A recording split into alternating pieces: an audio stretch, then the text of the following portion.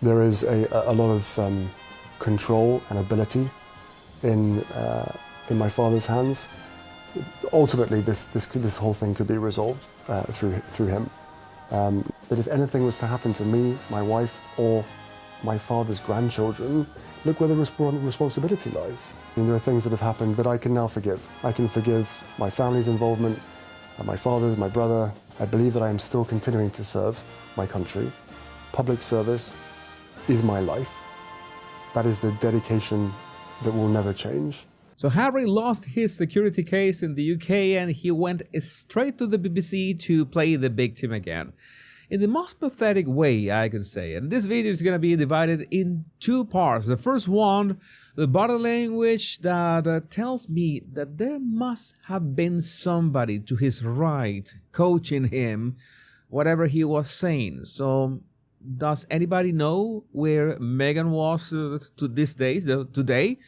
That is important. And the second part of this video is going to be all the instances in which he said things that were peak manipulation. So let's start with the body language. With this part was the trailer of the BBC interview, which condenses all those instances in which, well, he had this very strange and very odd body language. Let's watch this. I can't see a world in which I would be bringing my wife and children back to the UK at this point. And the things that they're going to miss is, well, everything. Well, you see a couple of things here. First one, that, oh, I will not be able to bring my wife and my children to the UK anymore. Well, that's on you, Harry. You remember that you were on the Freedom Flight back then and you were not thinking of going back to the UK where you were treated so bad. And Meghan was treated so bad, according to Meghan and you, of course. But we got some signals in here, like he is breathing deeply. You see that his shoulders go up very, very strongly at some point. Maybe he was a little anxious. We got a tongue show in which you're going to see like 20 tongue shows in this 3 minutes. This is a 3-minute clip. You're going to see like 20 of this. I certainly lost count of them.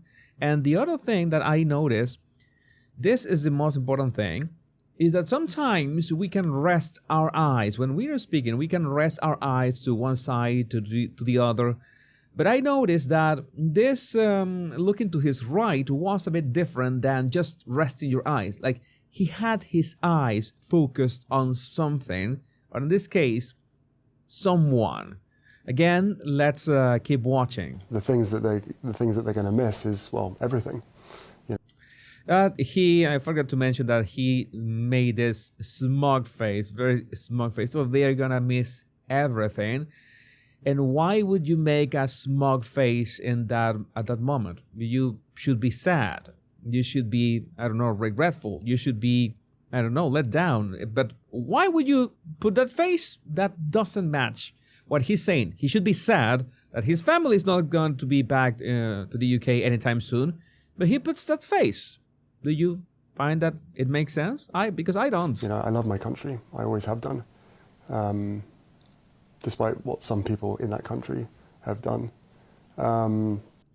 Notice how he first says, I love my country, and then he says, despite what some people in that country has done. First, he treats the UK fondly, my country. He says that. All right, he says, I love my country. He says, I love my country. And then he says, despite what some people in that country have done. It's interesting that he first says that my country and then detaches himself from the UK when saying that country. Regardless if there are people in the UK that, according to him, had treated him badly. Despite what some people in that country have done. There's a slight contempt right there. You see that one of his lip corners, his left lip corner, pulls upwards much more than the right one. We could say that there's a slight contempt in there. And he also, you can see, I think this is one of the most the clearest moments in which you see his gaze, you see his eyes, and you notice something that is not a regular, let me look to one side, let me gather my thoughts. No, it's like he was seeing somebody else who was to his right. Like he had his eyes focused on, what could it be? Something, I don't know, a vase, some flowers, I don't know. It has to be a person. It has to be a person. And by the way, we're gonna watch some other clips of this interview, and you're gonna notice that Harry is, let's say, more fluent than usual. It was really odd to watch him speak in this way, because he is usually very awkward, very stuttering, very he doesn't connect his ideas this well. Despite what some people in that country have done. There's a rapid blinking, there's that hard swallow, that's all. A bit of nervousness. Sometimes the video, that's something that happens even in the original source. The BBC original video did this, like it dropped some quality at some point. So, you know, I miss the UK. He says that he misses the UK, but he does a single shoulder shrug right there. I miss the UK. Again? So, you know, I miss the UK. I'm not so sure that he misses the UK. I have doubts, especially because that single shoulder shrug signals that you're not so sure of what you're saying. I miss parts of the UK, of course I do. And I think that it's really quite sad that I won't be able to show, you know, my children my homeland. Again, this is a bit of a dissonance in which it is quite sad that I will not be able to show my children my homeland, and he squints in a way that it signals more like covert anger than sadness. He's speaking, his words are about sadness. Oh, my kids will not be able to experience my homeland, but his eyes... It's really quite sad that I won't be able to show, you know, my children my homeland. And then he does a fake smile, and we know that it's a fake smile because, okay, he is pressing... Well, it's rather asymmetrical, by the way, but he's pressing the cheeks, but the cheeks are not really pressing the eyes. It's like you see that the eyes are, I would say, this is not there. I've seen Harry's smiles other times. I've seen him smiling genuinely, and this is not one of those. I'm gonna give him a pass this time, but again, either the fake or genuine smile and the squinting are not aligned with being sad about not being able to bring his kids to the UK. So, a dissonance in there. Speaking of your family, your father is ill with cancer. Will you continue to visit him alone without the family? Where does this leave things moving forward, the ability of your children? That's important. That was an important question. And what does he say about that? We're talking about King Charles' illness. There is a lot of control and ability in my father's hands. This is not an edit. Okay, I'm trying to make this in the most straightforward way possible. This complete interview is 33 minutes long or 36 minutes long. We were certainly not going to watch the 36 minutes, but this was in the trailer of the interview in which he claims that whatever was the result, or whatever is RAVEC, the organization that is in charge of deciding if he can have that security or not in the UK and worldwide, oh, that is in King Charles' hands, in his father's hands. But what was the question? The question was about King Charles' illness. So this is what he answers to that. So that's what I wanted to show you.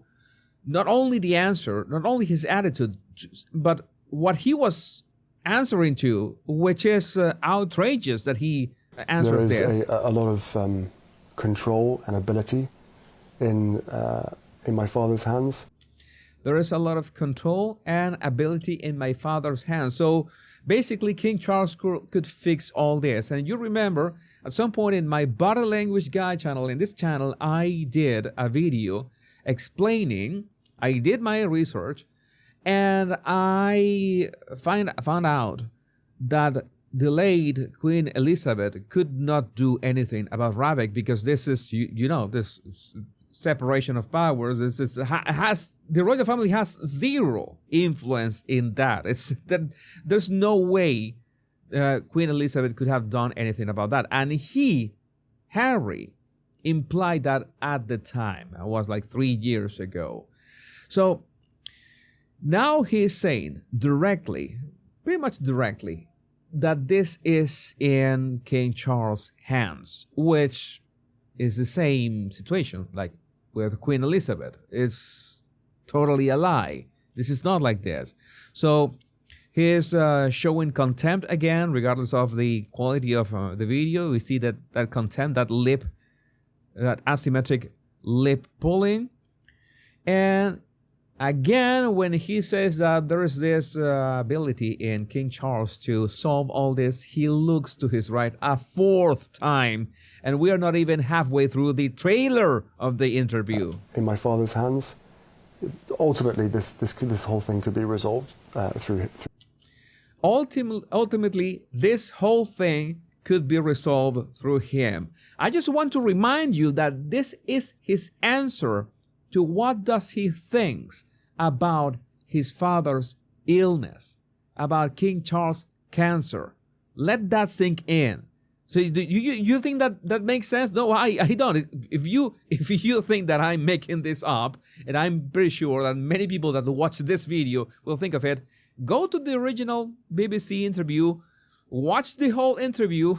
That's gonna be hard, and well, confirm what I'm saying, because yeah, it could be like, you might think, no, you are making things up, Jesus. No. It's exactly like I'm telling you. Him, not necessarily by intervening, but by stepping aside, allowing the experts to do what is necessary. So now he tries to fix, like, it's not like King Charles intervening, but stepping aside, like King Charles is in the way of whoever is in charge of assessing the security or the security threats on Harry. So in one way or another, directly or indirectly, his father is responsible of all this situation. That's what he's saying. To carry out an RMB. RMB, the Risk Management Board.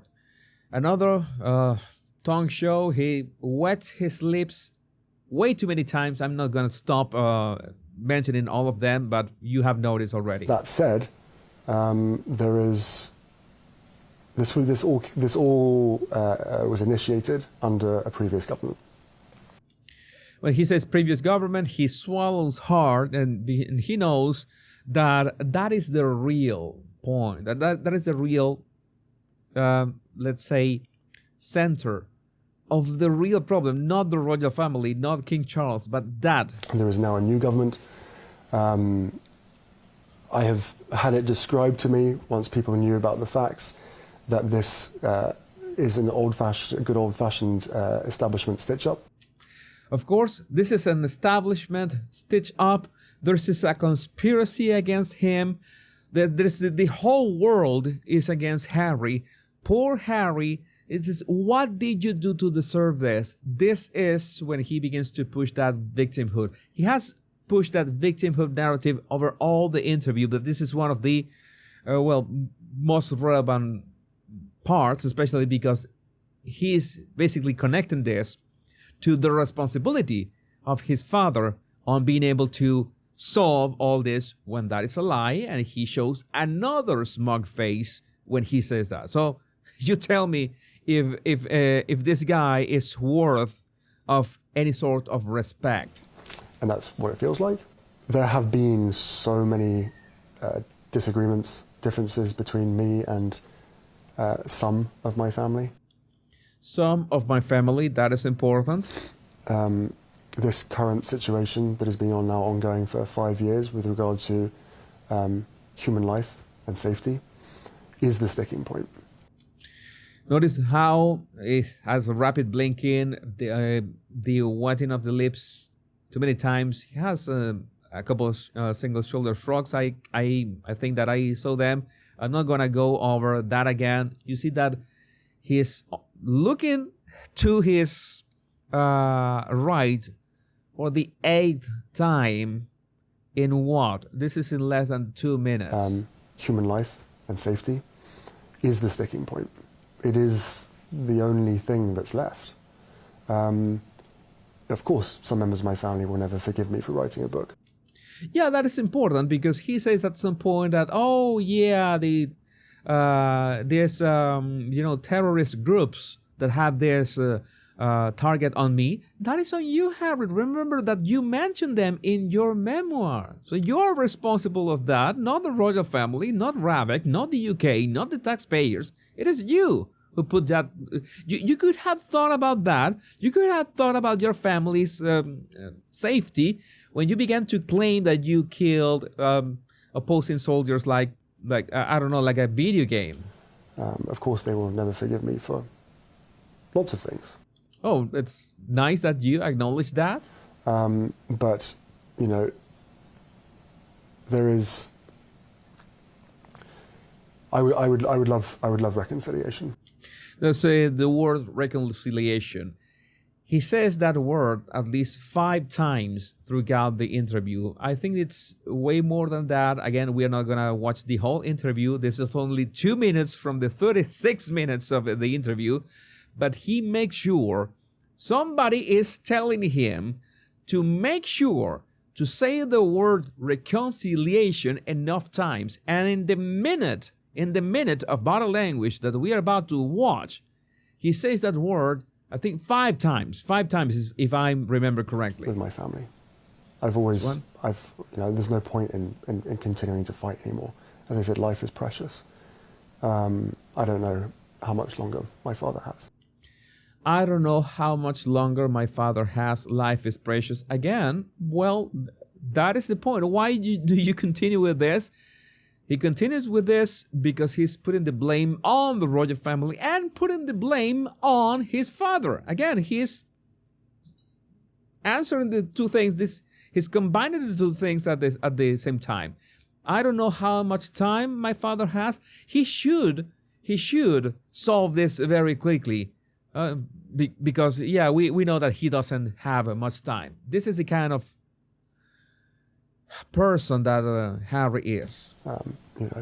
He won't speak to me because of this security stuff. Could you blame King Charles? But it would be nice to reconcile. Second As time. I learned through the First Nations throughout Canada, because of the Invictus Games, their goal in life was always truth and reconciliation. Third time. Oh, their goals in life, the Invictus Games, their goals in life are truth and reconciliation. All right, this is the third time. I told you in 1 minute. And I turned around to them in many conversations and I said, right, but reconciliation can't come without truth. Reconciliation can't come without truth. So I guess that he wants to portray himself as he's the harbinger of truth. He's the one who is bringing truth to the royal family. He's the one who is bringing truth to the UK. He is the avatar, the ultimate symbol of truth in the world, which we know that he and Meghan are the exact opposite of that. Well, I've now found out the truth. Oh, he has found out the truth. I've shared some of it with you today. A lot of it exists out there, whether people choose to ignore it or not. Yeah, some people choose to ignore the truth. So it would be nice to have that reconciliation part now. If they don't want that, that's entirely up to them. If they don't want that, namely the royal family, his family, if they don't want that reconciliation, that's entirely up to them. You understand the level of gaslighting that we are talking about here? You understand the level of, oh, me, what a victim I am, and all this could be solved like this from my father. My father could do this. my father who is dying, we don't know how much time he has. He could do just like that. He could solve everything, which is a lie. We already know. But he wants to push this. He wants to push this narrative for all that he claims that the mainstream media lies and makes up things. Well, it's he's very let's say he's very good at making things up himself. And now let's see. I'm gonna analyze. We're gonna play some clips, very short clips from the rest of the interview, and analyze them for his statements, the way that he's trying to manipulate the public. Let's listen to the first one. A major part of that is because you're no longer a working royal, a change in your status. Do you not accept that from the court? Well, my status hasn't changed. He wants to claim that his status, his royal status, has not changed, implying that regardless if he's a working royal or not, he is still a royal, which, well, it's like a Temu royal at this point. It can't change. I am who I am. I am part of what I'm part of, and I can never escape that. I can never escape that, not even with the freedom flight. Again, I am the victim of this. I was born into this. I didn't ask for this. I should have permanent security worldwide. That is his point. That's what he wants to sell in here. So for me, with a whole list of risks and threats that were known about in 2020 and that have only increased over time, including the Al-Qaeda threat that was published and talked about recently. Yeah.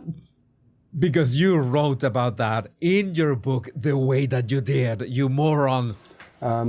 Completely disregarded, thrown away, ignored, because for me, security was made conditional on having that official role.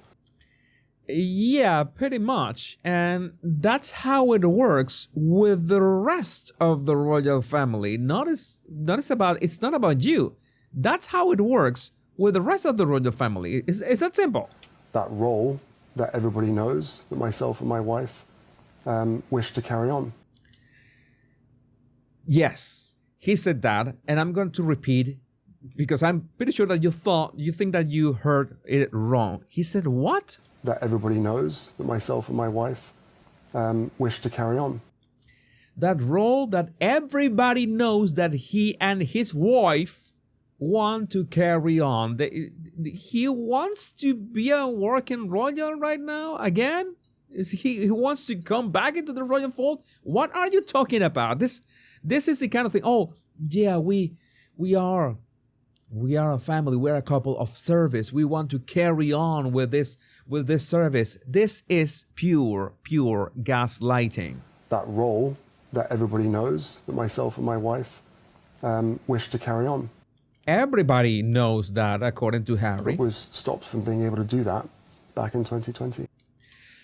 They were stopped from doing that back in 2020. He just said that when we know that is a lie because they were the ones to request to step down from royal duties. He's trying to retcon all the narrative around Mexit. That's what he's saying. That's what he was sent out to do.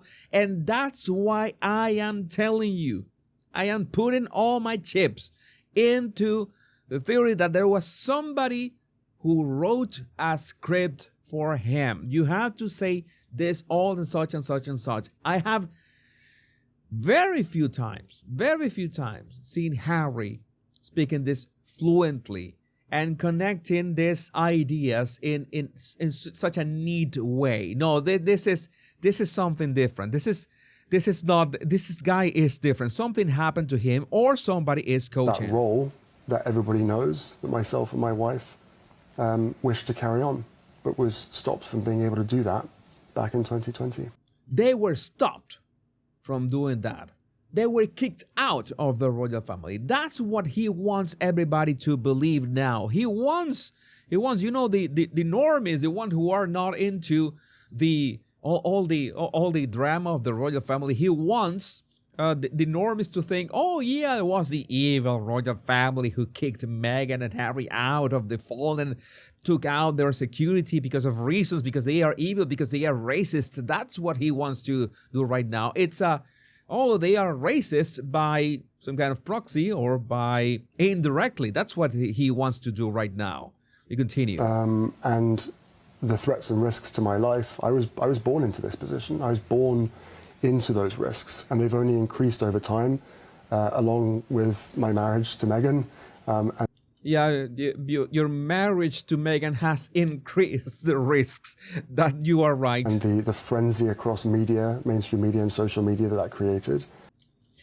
Yeah, it's repeating the argument that he was born into it, that he has absolutely no responsibility and he deserves that protection everywhere he goes, in which, well, there are many members of the royal family who certainly don't need that level of protection. Why would Harry and Meghan need that? When you go So to the details of the security I can't talk about. All I will say is that the last R&B assessment that I was given, I scored the highest. The only person within the family that scored anywhere near that was my grandmother. Again, he's gonna say pretty outrageous things, and he just said that in that risk assessment score, he got a risk assessment score so high that the only other person in recent history has been the late Queen Elizabeth. In terms of, oh, this person is at risk. Harry was at the same level as Queen Elizabeth. That's what he is claiming. And we don't even need to read body language to know that it's plain bollocks, nonsense, BS. I don't know how to express that, but yeah, that is the kind of stuff that he said. This is the condensed or summarized version of all the hogwash that he said on that sit down. So, no matter how much private security I have around me, there's only so much that I can do and operate and function within the UK when it comes to supporting my charities. Yeah, I cannot support my charities in the UK because I don't have enough security around me. Oh, wait a second. Again, how about the rest of the royal family who can be in the UK with sometimes no added security and they're just fine? How does that work? Harry, we don't know, but he wants to, again, make it seem like I work hard for my charities. That's why he made sure to mention the Invictus Games before. It is all that part of the manipulation. Oh, Harry works for these charities. He's only trying to do good. He wants to be of service, and it gets really worse. It gets really worse in the following clips. And I think what really worries me more than anything else about today's decision, depending on what happens next, is that it's set a new precedent that security can be used to control members of the family. And now he's worried about members of his family, that the government can use security. Or wait a second, wasn't King Charles the one who controlled the strings, and Queen Elizabeth the one who controlled pull the strings? It could have resolved everything at the push of the button. I don't understand that. How can security be used to control members of the royal family if the royal family controls the security? That doesn't make sense, Harry. That argument doesn't make sense. And I'm pretty sure that I know someone who, well, wrote that script. And effectively what it does is imprison other members of the family from being able to choose a different life. Oh, if other members of the royal family want to choose a different life, they are essentially imprisoned by the same royal family. I don't know. My head hurts at some point. It doesn't make sense. What you say, Harry, makes zero sense. Makes zero sense. But he says that anyway because he knows that the Sausage Squad and whatever audience they still have, and you can say, oh yeah, that racist royal family. Oh man, I can imagine Maru-chan yelling about this. But we continue. The important piece here, Neda, is for for me and my wife, My wife. More. well, I mean, again, I'm not sure how much I can say, but well, I can never leave the royal family. I can never leave the royal family. That is my family. Yeah, that is my family. That is my larger family. Yeah, this neither Meghan or him can leave the royal family. That is the argument. That is the main argument. He was born into that. He cannot leave the royal family, so that's why he needs the complete, full, ultra alpha security worldwide. So, I would ask the Prime Minister to step in.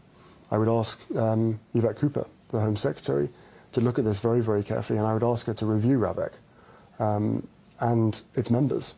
So he is going to insist, and he is going to move forward, and he is going to push this. And this interview is part of the public opinion push to make sure that whoever is against the royal family, whoever is an anti-monarchist, they're gonna consider that Harry might need a chance at that.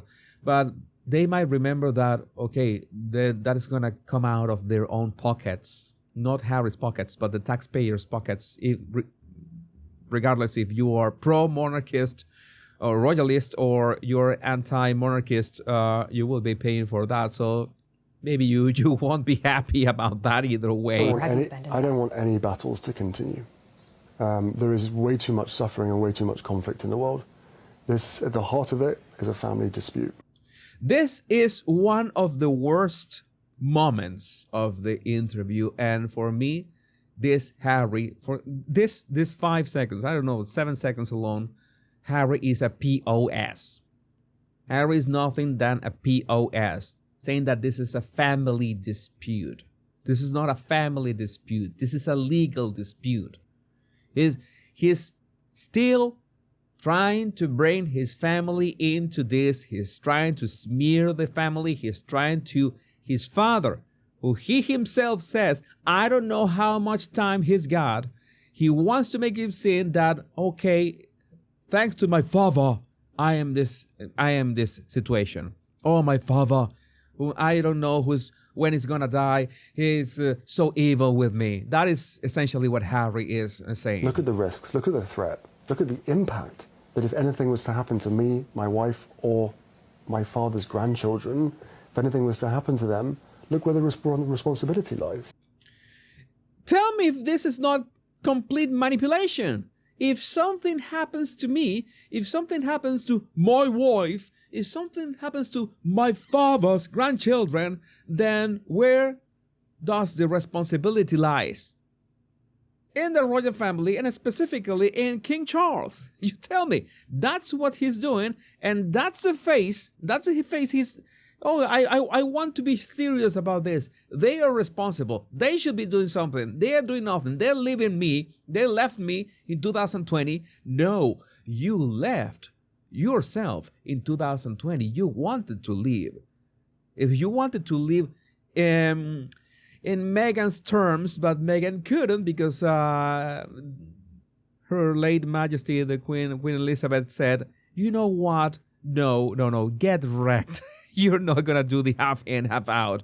And now you're pissed. You're still pissed about that. And Meghan, I'm pretty sure that's Meghan, that on the side, on the side of the studio, signaling Harry, this is what you have to say. Where is the duty of care? Oh, this part is very good. Because, as I said, life is precious, and it is very clear that from 2020, because I was no longer allowed an official role.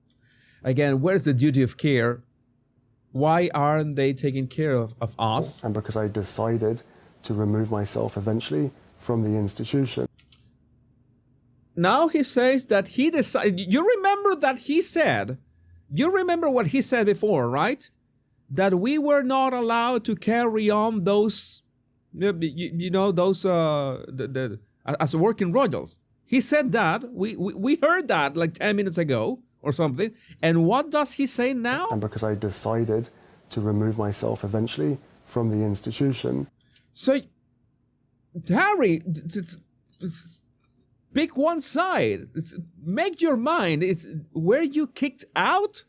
Were you forbidden or removed from the institution, or you decide to remove yourself from the institution? Because two things cannot be true at the same time.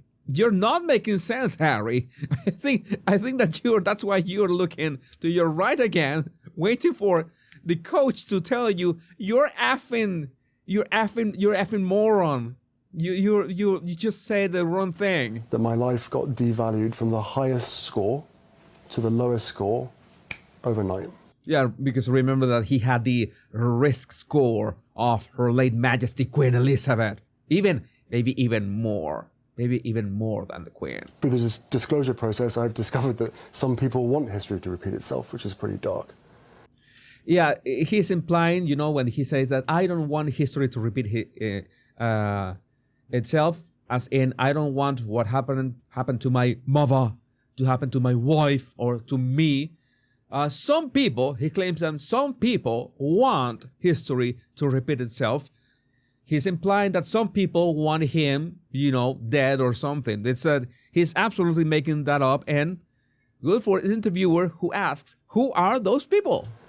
That's quite a statement. Who do you think that is? I'm not going to share it at this point. I'm not going to share at this point. All right, maybe at some point, maybe in Spare Part 2, you would say who wants you dead? That way, maybe that would you can open the book with that one. Whether I have an official role or not is irrelevant to the threats, risks, and impact. Again, I was born into this. It's irrelevant if he's a working royal or not. That is his argument. I was born into this position. He says that a second time. He said that a couple more times, but again, this is summarized. I was born into this position. I cannot do anything about this. It wasn't a choice. I've served my country for 35 years. I believe that I am still continuing to serve my country. Public service is my life. That is the dedication that will never change. Yeah, he said, public service is my life. He said those words. And in case you didn't hear, because I was fooling around with my air violin, here it goes again. Continuing to serve my country. Public service is my life. And he makes that post, public service is my life. No. This was coach. Meghan finally, either Meghan coached him or found somebody to coach him. But no, this is not the regular Harry. That is the dedication that will never change. That is the dedication to my country, to service, to public service that will never change. Give me a break. But to turn around and say, well, because you don't have an official role, your life doesn't actually matter anymore. Well, you can imagine how I feel about that, but you can also imagine, not even imagine, that is the most illogical argument in the history of arguments. Yeah, somebody 100% wrote that for him. I have zero doubts. That doesn't sound like Harry at all. Do you think your relationship has changed with the UK? Do you feel let down by your country? That's a big question. At this point, I'm feeling very let down. Okay, if you are from the UK, you have let Harry down. Shame on you. Shame of you for letting Harry down. There are decisions that have been made. There are things that have happened since 2016, especially throughout my whole life. But let's just stick since 2016. There are things that have happened that I can now forgive. I have moved past that. I can forgive my family's involvement, my father's, my brother, and my stepmother. How magnanimous for everything that has happened since 2016. But essentially, his whole life, he said that he can forgive his father, he can forgive his brother, he can forgive his stepmother. How magnanimous of you, Harry! How great this is! I have to repeat that. I have to repeat that claim. Since 2016, especially throughout my whole life, but. My whole life, my family has been so bad, so evil to me. Let's just stick since 2016. There are things that have happened that I can now forgive. I have moved past that. I can forgive my family's involvement, my father's, my brother, and my stepmother. This is what I mean. when I tell you how people manipulate and gaslight, they speak in such a way and with arguments that make you doubt, wait a second, didn't this happen this in such and such way? Why are you twisting the narrative and like this happened or this didn't happen? Because I'm pretty sure that this didn't happen the way that you were saying. That is gaslighting. There's people that want to retcon or change the narrative, so you begin to doubt what happened in the past. Or maybe I'm wrong. Maybe I got all this wrong because, well, he is talking about public service. He's talking about what his family has done to him, but we have the records. We have all that he has done very publicly to his family and how he has behaved with and without Meghan. So no, Harry, you have no escape from this. You have just buried yourself with this BBC interview, quite literally. Whether you're the government, whether you're the royal household, whether you're my dad, my family, despite all of our differences, do you not want to just ensure our safety? And not only did they decide to remove my security in the UK. This is important. This clip is important. You're the government. The government he's putting everyone in the same bag. Whether you're the royal household, whether you're my dad, my family, despite all of our differences, do you not want to just ensure our safety? That is manipulation. Oh, you don't want me to be safe? You don't want me to be safe? Again, this is peak manipulation of the lowest kind, and he went right for the interview to inspire pity in everybody. Who's going to believe this guy after all that he did, after the book that he paid somebody else to write it? And not only did they decide to remove my security in the UK, but they also signaled to every single government around the world not to protect us. All right, that is a stretch. That is a complete stretch. But by this point, Harry is certainly pulling no punches. He's going for the kill. I would love reconciliation with my family. There's no point in continuing to fight anymore. As I said, life is precious. I don't know how much longer my father has. I don't know how much longer my father has. We already saw this clip. We already saw the body language of this clip. This is basically what it entails. Is big manipulation using, of course, health. I don't know how much time my father has. It's playing with the fact that we should get this over with. I am willing to forgive. I am willing to forgive my brother. I am willing to forgive my father, my stepmother, all the members of my family who have done me wrong, have been so wrong to me, not only since 2016 to me and my wife, but all my life. So let's get this over with. And my father has the power to, not be a challenge, not be an obstacle on this process for me and my family and his grandchildren to be safe. You understand the level of manipulation and gaslighting that this guy has orchestrated, has expressed in, again, this lasts for more than half an hour. We just watched the very, very summarized version because there's a lot of filler in there. But there's basically those arguments. And this is why I wanted you, not only because of the body language, but how to spot when somebody is manipulating you.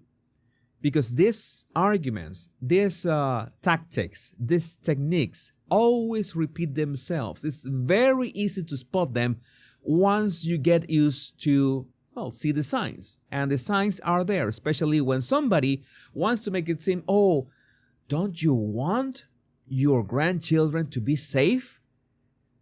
You think, and he said the words, remember that he said the words, who's going to be responsible if something happens to me or to Meghan or to my father's grandchildren? Notice how he says that.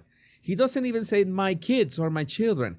He frames his children in relation to his father to make sure to maximum impact, to say that The king is the one who is in charge of this. The king can just flip a switch and none of this would have happened, which it doesn't work like that.